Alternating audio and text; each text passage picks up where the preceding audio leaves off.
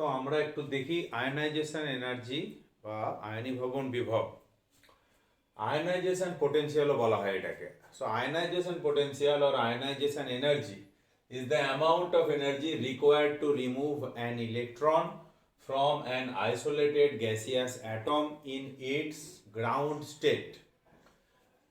কোনো পরমাণুর গ্যাসীয় অবস্থায় ভূমিস্তরে সর্ববহিস্থ কক্ষে সবচেয়ে আলগাভাবে আবদ্ধ ইলেকট্রনটিকে নিউক্লিয়াসের আকর্ষণ বল থেকে বিচ্ছিন্ন করে পরমাণুটিকে ধনাত্মক আধান বিশিষ্ট আয়নে পরিণত করতে ন্যূনতম যে পরিমাণ শক্তির প্রয়োজন হবে সেটাই হচ্ছে আয়নীভবন বিভব বা আয়নাইজেশন পোটেনশিয়াল। মানে কোনো একটা গ্যাসীয় পরমাণু রয়েছে, সে গ্যাসীয় পরমাণুটা বিচ্ছিন্ন গ্যাসীয় পরমাণু, সেই পরমাণুটা থেকে একটা ইলেকট্রনকে বের করে নিয়ে যেতে গেলে, বের করে তাকে ধনাত্মক আধান বিশিষ্ট আয়নে পরিণত করা হলো।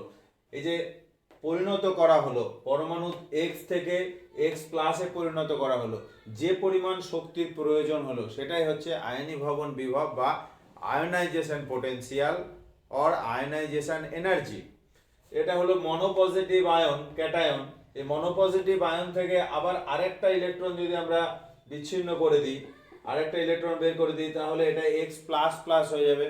মানে এটা মনোপজিটিভ থেকে এটা বাই পজিটিভ আয়নে দ্বি আধান বিশিষ্ট ধনাত্মক আয়নে পরিণত হয়ে যাবে। তখন আবার কিছুটা শক্তি এখানে বেরোবে, প্রয়োজন হবে শক্তি, কিছুটা প্রয়োজন হবে, শক্তি দিতে হবে। তো এইটা হবে সেকেন্ড আয়নাইজেশন এনার্জি বা দ্বিতীয় আয়নীভবন বিভব। আর এখানে যে শক্তিটার প্রয়োজন হবে সেটা হবে প্রথম আয়নীভবন বিভব বা ফার্স্ট আয়নাইজেশন এনার্জি। এখন ঘটনা হচ্ছে ইলেকট্রনকে নির্গত করতে গেলে সবসময় কিছু পরিমাণ শক্তির প্রয়োগ করতেই হয়। কাজে কাজে আয়নীভবন বিভবের মান সবসময় ধনাত্মক হবে, অর্থাৎ কিছুটা শক্তি আমাদেরকে প্রয়োগ করতে হবে, বাইরে থেকে দিতে হবে। বাইরে থেকে দিতে গেলে শক্তির পরিমাণটা প্লাস হবে। So energy is always required to remove electrons from an atom and hence ionization energy is always positive. Ionization energy এর মান, আয়নীভবন বিভবের মান সবসময় পজিটিভ বা ধনাত্মক হবে। আর একটা জিনিস খেয়াল রাখতে হবে, এটা হলো প্রথম আয়নীভবন বিভব। এখানে যে শক্তিটা বেরোচ্ছে, এখানে যে শক্তিটা বেরোচ্ছে, এটা হচ্ছে দ্বিতীয় আয়নীভবন বিভব। আবার এইখান থেকে এই ডাই পজিটিভ আয়ন থেকে যদি আরো একটা ইলেকট্রন বের করে নিয়ে যেতে হয়, তখন আরো বেশি পরিমাণ শক্তি প্রয়োগ করতে হবে, সেটা হবে তখন থার্ড আয়নাইজেশন এনার্জি বা তৃতীয় আয়নীভবন বিভব। লক্ষণীয় বিষয় হচ্ছে প্রথম আয়নীভবন বিভবের মানের চাইতে দ্বিতীয় আয়নীভবন বিভবের মানটা সবসময় দেখা যাবে বেশি হয়ে যাবে। কেননা সাধারণত বেশি হয়ে যাবে, তার কারণ হচ্ছে এখানে মনোপজিটিভ আয়নে পরিণত করছি আর এখানে বাই পজিটিভ আয়নে পরিণত করছি। তাহলে মনোপজিটিভ আয়ন করতে গেলে যে শক্তি লাগছে, বাই পজিটিভ আয়ন করতে গেলে বেশি শক্তি লাগবে, কেননা এখানে অলরেডি এটা মনোপজিটিভ আয়নে পরিণত হয়েছে। এখান থেকে আরো একটা ইলেকট্রনকে বিচ্ছিন্ন করে নিয়ে যেতে গেলে একটু বেশি পরিমাণ শক্তির প্রয়োজন হবে। সেক্ষেত্রে সেই জন্য দেখা যায় যে প্রথম আয়নীভবন বিভব অপেক্ষা দ্বিতীয় আয়নীভবন বিভবের মান বেশি হয়। That is the value of second ionization energy is greater than first ionization energy. সব নিয়ন্ত্রণকারী বিষয়সমূহ অর্থাৎ ফ্যাক্টরস ডিসাইডিং আয়নাইজেশন এনার্জি। পরমাণুর আকার বা সাইজ অফ অ্যাটম, এটা একটা গুরুত্বপূর্ণ ভূমিকা পালন করে। পরমাণুর আকার যত ছোট হয়ে যাবে, আয়নীভবন বিভবের মানটা তত বড়, তত বেশি হবে, এবং পরমাণুর আকার যত বাড়বে আয়নীভবন বিভবের মানটা তত কমবে। সো এখানে গুরুত্বপূর্ণ ভূমিকা হচ্ছে পরমাণুর আকার বা সাইজ অফ দ্য অ্যাটম। তো দেখা যাবে যে পর্যায় সারণীতে আমরা যদি বাঁ দিক থেকে ডান দিকে যাই, if we move from left to right in the periodic table along a period, একটা পিরিয়ড বরাবর, পর্যায় বরাবর বাম দিক থেকে ডান দিকে যাই, সেক্ষেত্রে পরমাণুর আকারটা ছোট হতে থাকে। বাঁ দিক থেকে ডান দিকে গেলে পরমাণুর আকারটা ছোট হতে থাকে। স্বাভাবিকভাবে আয়নীভবন বিভবের মানটা বেশি হতে থাকবে, বাড়তে থাকবে। তার কারণটা হচ্ছে আকার যত ছোট হবে বাইরের কক্ষের ইলেকট্রন এবং নিউক্লিয়াসের মধ্যে দূরত্ব কম হবে এবং নিউক্লিয়াসের আকর্ষণ বল ইলেকট্রনের প্রতি সেটা বেশি হবে। সেই জন্য কি হবে, নিউক্লিয়াস ইলেকট্রনকে আকর্ষণ করবে আরো তীব্রভাবে, যার ফলে সেই ইলেকট্রনটাকে নির্গত করতে গেলে বেশি পরিমাণ শক্তি প্রয়োগ করতে হবে। এই জন্যই আকার যদি ছোট হয়, that is if size of the atom is small, if size of the atom is smaller, then ionization energy will be greater. যত ছোট হবে আকারটা, আয়নাইজেশন এনার্জি তত বেশি হবে। Is it clear? I think. Second হচ্ছে কেন্দ্রকে আধানের পরিমাণ, চার্জ অফ দ্য নিউক্লিয়াস। কেন্দ্রক যে সেন্টারটা রয়েছে, কেন্দ্র নিউক্লিয়াসটা রয়েছে, নিউক্লিয়াসের মধ্যে চার্জ যত বেশি হবে, if the charge is greater then its IP, ionization potential value, আয়নীভবন বিভবের মান বেড়ে যাবে। তার কারণ হচ্ছে আধান যত বেশি হবে, চার্জটা বেশি হবে কেন্দ্রকে, তত কি হবে, তত ইলেকট্রনকে আরো বেশিভাবে সে আকর্ষণ করবে, আরো তীব্রভাবে আকর্ষণ করবে। কাজে কাজে ইলেকট্রনটাকে সরিয়ে নিয়ে যেতে গেলে বেশি শক্তি লাগবে, আয়নাইজেশন পোটেনশিয়ালের ভ্যালুটা বেড়ে যাবে। As the charge in the centre, as the charge in the nucleus is greater, IP value will be greater. আভ্যন্তরীণ কক্ষক সমূহের আবরণী ক্ষমতা, স্ক্রিনিং ইফেক্ট। স্ক্রিনিং ইফেক্ট, ভেতরে যে কক্ষগুলো রয়েছে তাদের একটা স্ক্রিন করার মতো ক্ষমতা রয়েছে, একটা পর্দার মতন সে আড়াল করবার ক্ষমতা রয়েছে।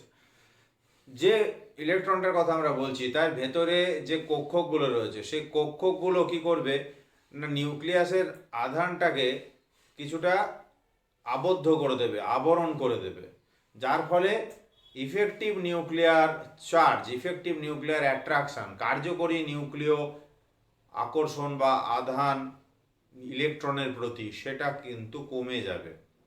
তাহলে যত বেশি সংখ্যক ইলেকট্রন আগে থাকবে, তত যে ইলেকট্রনটাকে আমরা বের করে নিয়ে যেতে চাইছি তাকে বের করে নিয়ে যেতে গেলে কম শক্তি লাগবে, কেননা ভেতরের কক্ষগুলো আবরণ করে রেখে দেবে, স্ক্রিন করে রেখে দেবে।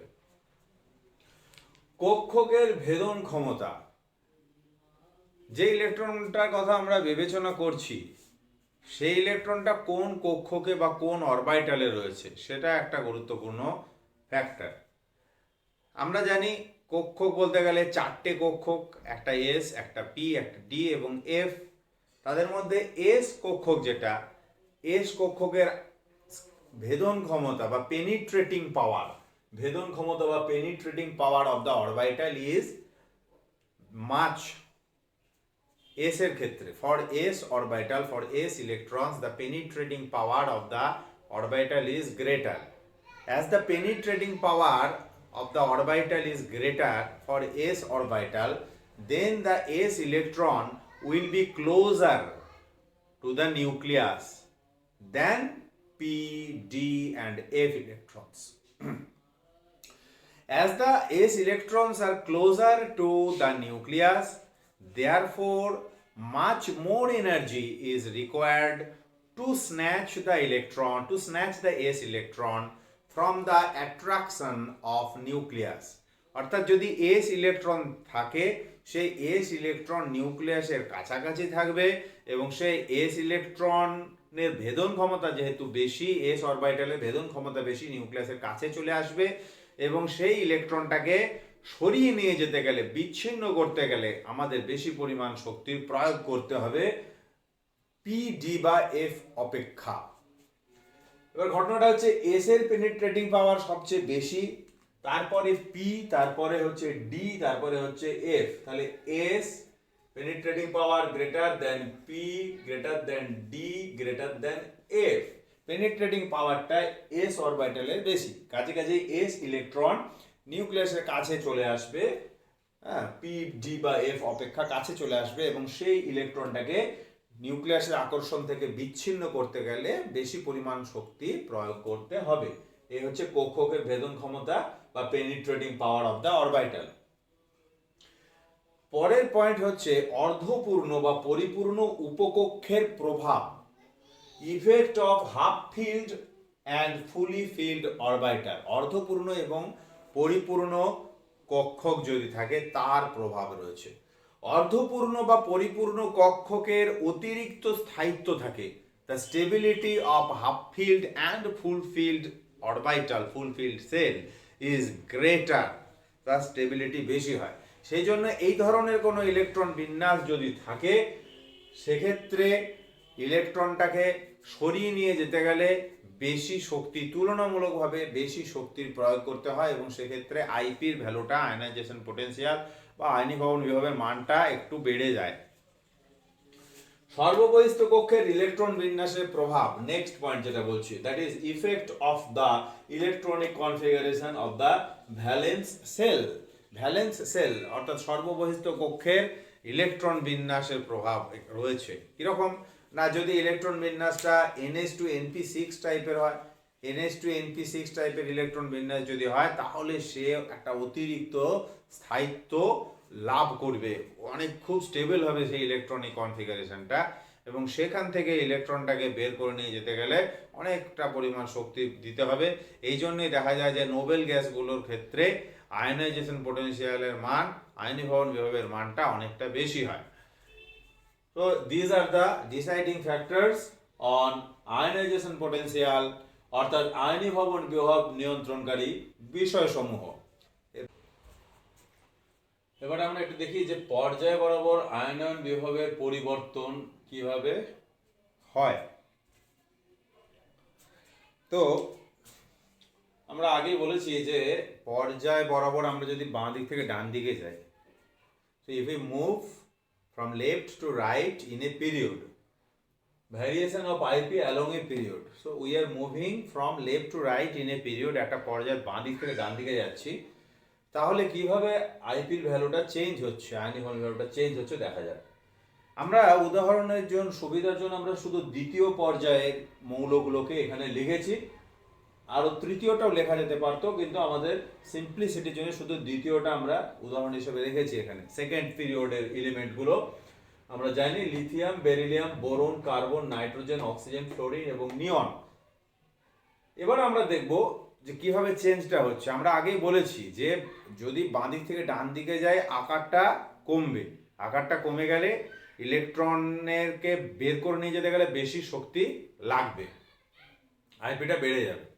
কিন্তু এখানে একটু মজার ব্যাপার একটা রয়েছে, লিথিয়াম থেকে বেরিলিয়ামে যখন যাচ্ছি আকারটা কমছে, আইপিটা বাড়ছে, বেরিলিয়াম থেকে বোরনে একটু কমে গেল, বোরন থেকে কার্বনে বাড়লো, কার্বন থেকে নাইট্রোজেনে বাড়লো, নাইট্রোজেন থেকে অক্সিজেনে কিন্তু একটু কমে গেল, আবার অক্সিজেন থেকে ফ্লোরিনে বাড়লো, ফ্লোরিন থেকে নিয়নে বাড়লো।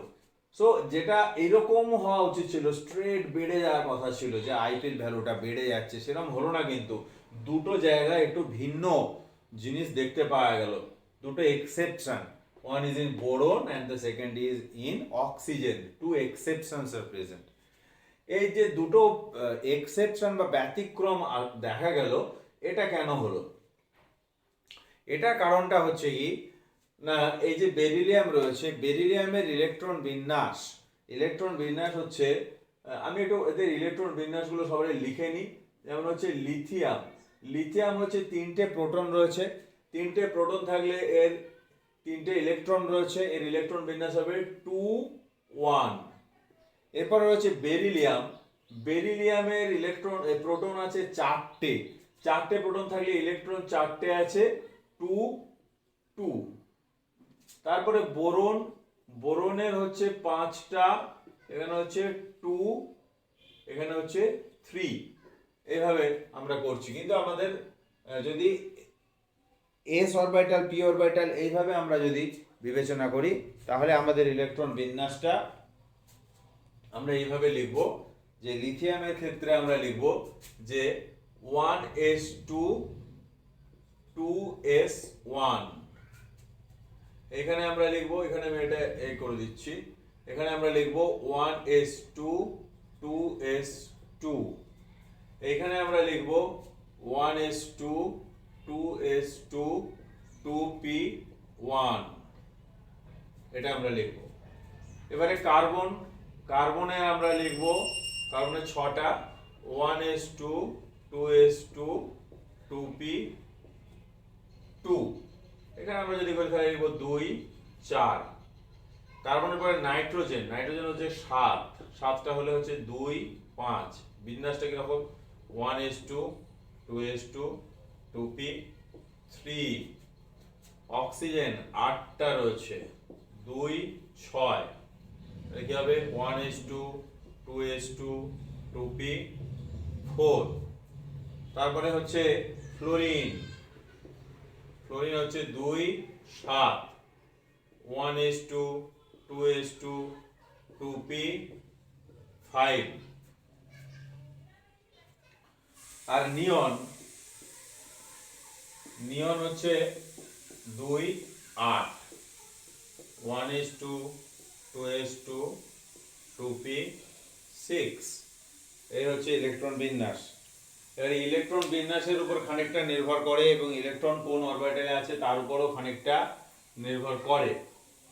এবার এখানে আমরা লিথিয়ামের ক্ষেত্রে বলেছি 2 1 1s2 2s1 তাহলে এখানে আমরা এই ইলেকট্রনটাকে বের করে এই ইলেকট্রনটাকে আমাদের বের করতে হবে।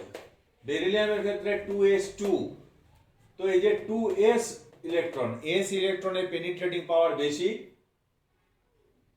আর বোরনে হচ্ছে p ইলেকট্রন আছে p ইলেকট্রনের পেনিট্রেটিং পাওয়ার বা ভেদন ক্ষমতা কম।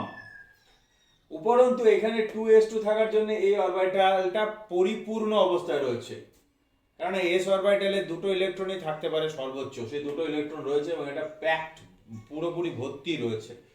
এই কারণের জন্য কি হবে এখানে ইলেকট্রনটাকে বের করতে গেলে বেশি শক্তি লাগবে। এখানে p তে ম্যাক্সিমাম 6টা ইলেকট্রন থাকতে পারে অর্ধপূর্ণ হলে 3টে ইলেকট্রন থাকবে এখানে একটা ইলেকট্রন আছে উপরন্তু p অরবিটালের যে ইলেকট্রন তার ভেদন ক্ষমতা কম। এই দুটো কারণের জন্য কি হবে বেরিলিয়ামের আয়নাইজেশন পটেনশিয়ালের মানটা বোরনের চাইতে বেশি হয়ে যাবে যদিও বোরনের আকারটা কম কিন্তু এই দুটো ফ্যাক্টরের জন্য যেহেতু s অরবিটালের ইলেকট্রন এটা তার পেনিট্রেটিং পাওয়ার বা ভেদন ক্ষমতা বেশি সেই জন্য সে নিউক্লিয়াসের কাছে চলে যায়। এটা p ইলেকট্রনের পেনিট্রেটিং পাওয়ার বা ভেদন ক্ষমতা কম নিউক্লিয়াস থেকে একটু অতটা কাছে যেতে পারে না s এর তুলনায় এজন্য একটু দূরে থাকছে এবং উপরন্তু এখানে s অরবিটালটা ফুলি ফিল্ড রয়েছে পরিপূর্ণ অবস্থায় রয়েছে। ফুলি ফিল্ড থাকলে সেই ইলেকট্রনিক যে বিন্যাস সেটা অনেকটা স্টেবিলিটি গেইন করে অনেকটা স্থায়িত্ব গেইন করে অনেকটা স্থায়ী হয় যার ফলে এই ইলেকট্রনকে বের করে নিয়ে যাওয়াটা কঠিন হবে। এই কারণের জন্য বেরিলিয়ামের আইপির ভ্যালুটা আয়নাইজেশন পটেনশিয়াল বা আয়নীভবন বিভবের মানটা বোরন এর চাইতে বেড়ে গেল। আবার কার্বনে আমি যখন যাচ্ছি স্বাভাবিকভাবেই বাড়ছে কারণ কার্বনের আকার ছোট বোরন অপেক্ষা আইপি ভ্যালুটা বেড়েছে। হ্যাঁ আবার কার্বন থেকে নাইট্রোজেনে যাচ্ছি আইপি ভ্যালুটা আরেকটু বেড়েছে। আচ্ছা কিন্তু নাইট্রোজেন থেকে অক্সিজেনে যখন আসা হচ্ছে তখন আইপি ভ্যালুটা কমে যাচ্ছে। কমার কারণটা হচ্ছে এরকম নাইট্রোজেন হচ্ছে 7টা প্রোটন আছে 7টা ইলেকট্রন আছে ইলেকট্রন 2 5 মানে প্রথম কক্ষে 2 দ্বিতীয় কক্ষে 5 ইলেকট্রনিক কনফিগারেশন এরকম 1s2 2s2 2p3 অর্থাৎ এখানে p যে কক্ষটা রয়েছে p অরবিটালে 3টে ইলেকট্রন রয়েছে। এই 3টে ইলেকট্রন থাকলে সে বেশি স্টেবল হবে দেন অক্সিজেন যেখানে 4টে ইলেকট্রন রয়েছে। 4টে ইলেকট্রন থাকলে সেখানে স্টেবিলিটি কম হবে। এটা অর্ধপূর্ণ অবস্থায় রয়েছে অর্ধপূর্ণ থাকলে তার স্থায়িত্ব বা স্টেবিলিটি যেহেতু এটা হাফ ফিল্ড অর্ধপূর্ণ মানে half filled it is half filled p অরবিটালে 6টা ইলেকট্রন থাকতে পারে এখানে 3টে ইলেকট্রন রয়েছে সো এটা হাফ ফিল্ড বা অর্ধপূর্ণ থাকলে তার স্থায়িত্বটা একটু বেশি হয় এখানে অর্ধপূর্ণ নেই। এই কারণে নাইট্রোজেনের আইপির ভ্যালুটা আয়নাইজেশন পটেনশিয়াল বা আয়নীভবন বিভবের মানটা হচ্ছে বেড়ে গেছে অক্সিজেনের চাইতে। আবার ফ্লোরিন বা নিয়নের ক্ষেত্রে কিন্তু ঠিকঠাকই হয়েছে ফ্লোরিনের ক্ষেত্রে বেড়েছে আবার নিয়নের ক্ষেত্রে আরেকটু বেড়ে গেছে নিয়নের ক্ষেত্রে অনেকটাই বেশি হবে তার কারণ হচ্ছে নিয়নের সর্বশেষ কক্ষে 8টা ইলেকট্রন রয়েছে এবং এর ইলেকট্রনিক বিন্যাস হচ্ছে ns2 np6 তার মানে এটা হচ্ছে 1s2 2s2 2p6 অর্থাৎ শেষ কক্ষে যদি 8টা ইলেকট্রন থাকে s2 p6 যদি এর বিন্যাস হয় তার স্থায়িত্ব বা স্টেবিলিটি অনেক বেশি হয় এবং সেক্ষেত্রে ইলেকট্রনকে বিচ্ছিন্ন করতে বেশি শক্তি লাগে সেই জন্য নিয়নের ক্ষেত্রে আয়নাইজেশন পটেনশিয়াল বা আয়নীভবন বিভবের মানটা অনেকটাই বেশি। এইভাবে আমরা দেখলাম যে পর্যায় বরাবর আয়নীভবন বিভবের পরিবর্তন কিভাবে সংঘটিত বরাবর আয়নীভবন বিভবের পরিবর্তন that is change of ionisation potential along a group. এইটা আলোচনা করার জন্য আমরা ফার্স্ট গ্রুপ বা প্রথম শ্রেণীতে যে মৌলগুলো রয়েছে তাদেরকে নিয়েছি, মানে lithium, sodium, potassium, rubidium, caesium, এইগুলোকে নিয়েছি। তো লিথিয়াম থেকে সোডিয়ামে যখন যাওয়া যাচ্ছে এইভাবে কমলো, পটাশিয়ামে যাওয়া যাচ্ছে আয়নিক বিভাগ কমলো কমলো কমলো, সবটাই কমেছে। কমার কারণটা হচ্ছে যে যখন লিথিয়াম থেকে সোডিয়ামে যাচ্ছি পরমাণুর আকার বাড়ছে, সোডিয়াম থেকে পটাশিয়ামে যাচ্ছি পরমাণুর আকার বাড়ছে, পটাশিয়াম থেকে রুবিডিয়ামে যাচ্ছি পরমাণুর আকার বাড়ছে। এই যে পরমাণুর আকারটা বেড়ে যাচ্ছে, তাহলে কি হচ্ছে, নিউক্লিয়াস এবং ইলেকট্রনের মধ্যে দূরত্বটা বেড়ে যাচ্ছে এবং সেই ইলেকট্রনটাকে নিউক্লিয়াসের আকর্ষণ বল থেকে বিচ্ছিন্ন করতে গেলে সহজে করা যাচ্ছে, অর্থাৎ কম শক্তি লাগছে। Low energy is required to snatch the electron from the outermost shell as we are moving along a group. এখানে একটু ইলেকট্রন বিন্যাসগুলো দিয়েছি যে লিথিয়াম তিনটে ইলেকট্রন আছে, 2-1 electronic configuration, that is 1:2s1। সোডিয়ামের ইলেকট্রন বিন্যাস হচ্ছে 2-8-1, মানে 1:2s2, 2p6, 3s1। পটাশিয়ামের ক্ষেত্রে 19টা ইলেকট্রন রয়েছে, 2-8-8-1 এরকম ইলেকট্রন বিন্যাস, অর্থাৎ লাস্টে 4s1 রয়েছে, এখানে 5s1 থাকবে। তার মানে দেখা যাচ্ছে যে এখানে একটা একটা করে কক্ষ, একটা একটা করে সেল কক্ষ অতিরিক্ত যুক্ত হচ্ছে। অতিরিক্ত কক্ষ যুক্ত হওয়ার মানে হচ্ছে আকারটা বেড়ে যাচ্ছে। The size of the atom is increasing. As the size of the atom is increasing, naturally ionisation potential will be decreasing. সেটাই হয়েছে এখানে। লিথিয়াম থেকে সোডিয়ামে এইভাবে কমেছে, সোডিয়াম থেকে পটাশিয়ামে এইভাবে কমেছে, পটাশিয়াম থেকে রুবিডিয়াম এইভাবে আয়নাইজেশন পোটেনশিয়াল কমেছে, রুবিডিয়াম থেকে সিজিয়াম এইভাবে আয়নাইজেশন পোটেনশিয়ালটা কমেছে। তো আমরা পর্যায় বরাবর কিভাবে চেঞ্জ হয় এবং শ্রেণী বরাবর কিভাবে চেঞ্জ হয়, অর্থাৎ the variation of ionization potential along a period and the variation of ionization potential along a group, এই দুটোকেই আমরা আলোচনা করলাম। আমরা এরপরে ইলেকট্রন অ্যাফিনিটি